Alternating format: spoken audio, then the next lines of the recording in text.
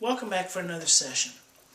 Today I want to introduce you to a concept that I've been using in my life and in my therapy practice for about the last 12 years. In fact, it is the foundation to everything that I do.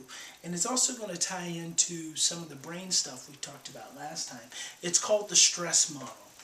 The stress model says, and I really want you to think about this, the stress model says all behavior, so that could be lying, stealing, defiance. It could also be laughter, hugging, smiling. It doesn't matter what the behavior is. All behavior arises from a state of stress. See, stress is not all bad. Stress can be bad, but stress is good too. We need stress in our lives in order just to live and to survive. But the key here is I want you to understand that all behavior, and primarily we're talking about negative behaviors. So we got defiance, we got lying, we got stealing, we got hoarding, we got fighting, we got violence, what have you. All behavior arises from a state of stress. If you have a child who is acting out negative behaviors, you have a child who is stressed out. Stressed out children have negative behaviors. An acting out child is a stressed out child. Now, all behavior arises from stress. In between the behavior and the stress is the presence of one of two primary emotions. There are only two primary emotions, love and fear. Anger is not a primary emotion. Shame is not a primary emotion. Sadness is not a primary emotion. Joy is not a primary emotion. There are two primary emotions, love and fear. These are the only two states that your body knows. Your body knows a love energy, which is a thriving energy, and your body knows a fear energy, which is a surviving energy.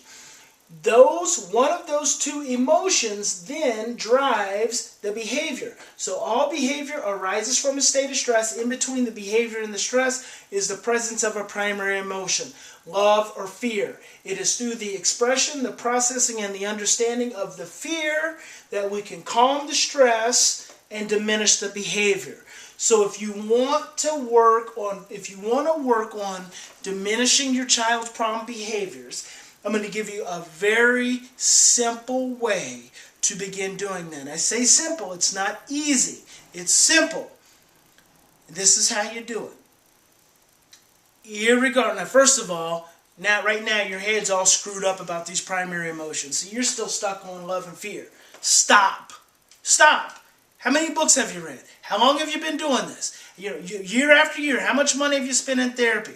You're still struggling, right? Okay, if what you were doing was working, you wouldn't be listening to me right now. You would need to. Bishop T.D. Jakes says, if you always do what you've always done, you will always be where you've already been. So let's stop and let's do something different. Take a deep breath. Let's just say, what if? What if this nutcase is right? Okay? So bear with me. Two primary emotions, love and fear. The next time your child is misbehaving, what I want you to do is I want you to recognize, you should write this down and you put it up on your refrigerator or in your mirror in your bedroom. I want you to recognize that behavior is being driven by your child's stress. Your child is stressed out when they're having this behavior, and that stress is leading to their fear. You're not going to be able to see the stress and the fear. You're not going to know what caused them to have these behaviors. You're not going to know what caused the stress or what caused the fear, because 99% of the time, our stress and our fear is unconscious. It's nonverbal. We don't even know. It could stem from the morning, from earlier that morning, and it's just coming out that evening. So don't bother yourself with that. What I want you to bother yourself with is understanding that the moment your child has negative behavior, it stresses you out. And the moment it stresses you out, it drives your fear. And the moment it drives your fear, it drives your negative behavior. What happens when you get two negative vortexes coming at one another? You get one huge negative vortex, which is a conditioned feedback loop. See, most of the time, all of this is conditioned behavior. Your child acts out from his stress and fear and automatically cues you. You act out from your stress and your fear. So the first thing I want you to do is I want you to calm your stress. As long as your child is not at risk, okay, of harm, as long as your child is not at risk of harming someone else. And I don't mean your child is yelling and cussing and threatening to kill someone. That's not being at risk. That's a verbal expression. We'll get into that later. As long as your child is not at risk, the first thing I want you to do is I want you to calm your own stress. Take 3 to 10 deep breaths. Sit your butt down on the couch, okay? Stop talking to your child. Stop focusing on your child. Get focused on yourself. Calm your stress, calm your fear, and then, here's what I want you to do, and this is all I want you to do right now. I want you to look at your child in the midst of that behavior, and I want you to say to yourself, wow, he is really stressed and really scared right now.